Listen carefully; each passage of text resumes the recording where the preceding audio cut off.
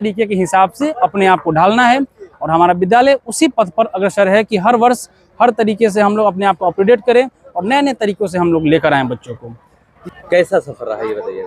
बहुत ही शानदार और बहुत ही उत्कृष्ट ये सफ़र रहा। जब हम शुरू किए थे और पिछले 1 दशक हो गए और उसमें विद्यालय शिक्षा की तरीका तकनीक ये सब आ गए शिक्षा में, और आज के बच्चे इस आधुनिक युग के बच्चे हैं तो इनके पढ़ाने के पीछे नई नई चैलेंजेस भी हमें आ रही हैं। अब आज हम उनको जो पहले किताबी ज्ञान देते थे, अब साथ में कंप्यूटर हो गया, टेक्निकल नॉलेज हो गया, साथ ही हर क्षेत्र में बच्चे आगे जा सके वैसी शिक्षा देने का हम प्रयास कर रहे हैं। और बदलाव की जरूरत है, अभी जो मुख्य अतिथि हैं जी, बदलाव की जरूरत है। बदलाव जब तक नहीं होगा तब तक शिक्षा बेहतर नहीं होगी। जनरेशन चेंज होते हैं और एक जनरेशन से दूसरे जनरेशन में जब हम आगे बढ़ते हैं तो निश्चित रूप से हर व्यक्ति को ये महसूस होता है कि बदलाव की जरूरत है।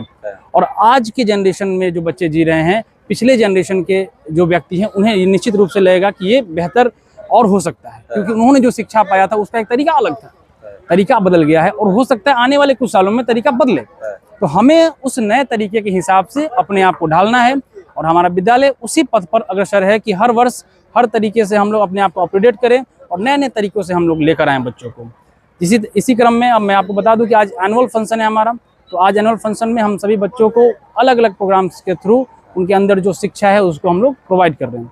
तो अगर आप भी चाहते हैं कि आप अपने बच्चों के अंदर वो चीज़ देखें तो 29 मार्च तक नामांकन बिल्कुल फ्री है हमारे यहाँ।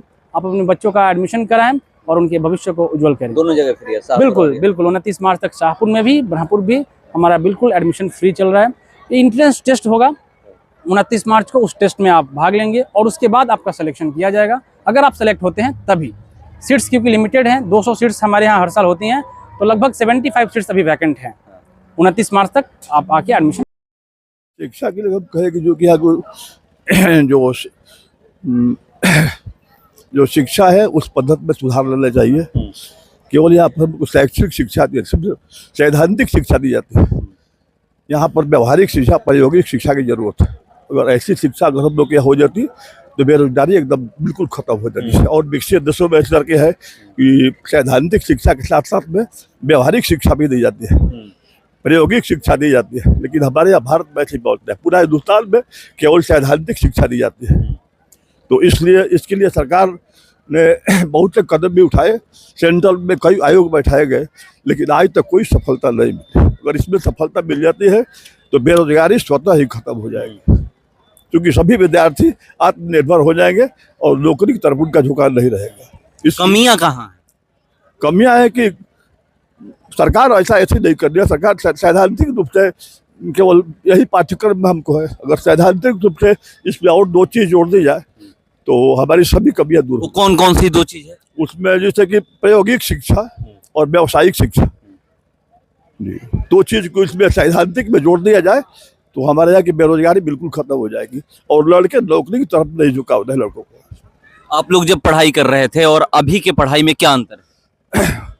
हम लोगों का समय ऐसा था कि उस समय गुरु परंपरा थी और अनुशासन था। हम लोग गुरु से डरते थे, सब लोग अनुशासन में रह करके गुरु के साथ पढ़ाई करते थे।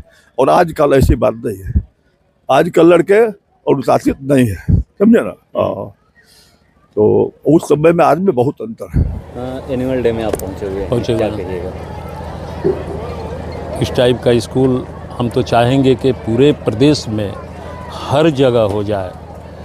और स्कूल के जो प्रबंधक हैं इनको बहुत ही साधुवाद देता हूँ, धन्यवाद देता हूँ कि इतना अच्छा स्कूल ब्रह्मपुर जैसा प्रखंड में है और इससे बच्चों का भविष्य जुड़ा हुआ है। शिक्षा में कितना बदलाव आया है पहले में और आज में? हम देखा जाए बहुत अंतर आया है, बहुत अंतर है।